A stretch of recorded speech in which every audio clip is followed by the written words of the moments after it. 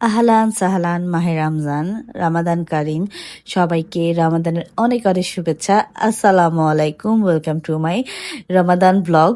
তো আজকে থেকে আমি রমজান ব্লগ দেওয়া শুরু করব, যদিও আজকে এখানে তৃতীয় রমজান চলছে, কিন্তু আমি এই ব্লগটা প্রথম রমজানের আগের দিন থেকেই শুরু করছি। তো প্রথম রমজান এবং তার আগের দিন 2 দিন মিলিয়ে এই রমজানটা।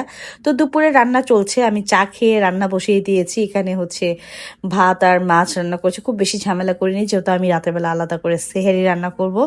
তো এখানে আমি একটু ডালের একটু প্রিপারেশন নিচ্ছি, কারণ এগুলো দিয়ে হচ্ছে পেঁয়াজও বানানো হবে। তো আমি আগের দিনই করে রাখাটা প্রেফার করি। আর সাথে হচ্ছে একটু আদা রসুনও আমি ব্লেন্ড করে নিব, কারণ এটা আমার রান্নাতে লাগবে।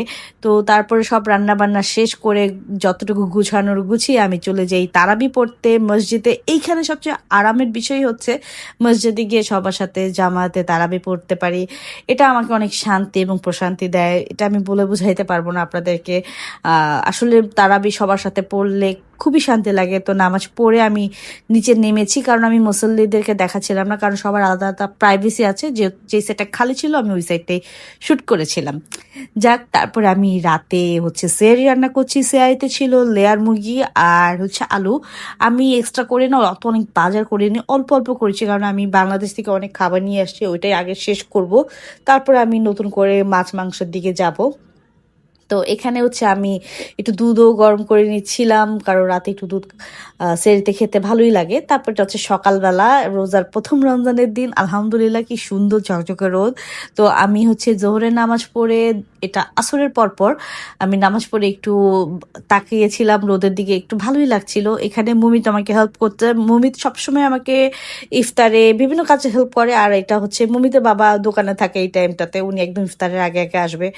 আমি খুব ভালো একদম ফুলকো ফুলকো বেগুনি আলু চপ বানাতে পারি না, আমি যতটুকুই পারি আলহামদুলিল্লাহ আমার বাসার সবাই পছন্দ করে। আর কখনোই তাদের কোনো কমপ্লেন থাকে না, কারণ আমি নিজেও রোজা রাখি। এই জিনিসগুলো আমার পরিবারের মানুষ বুঝে।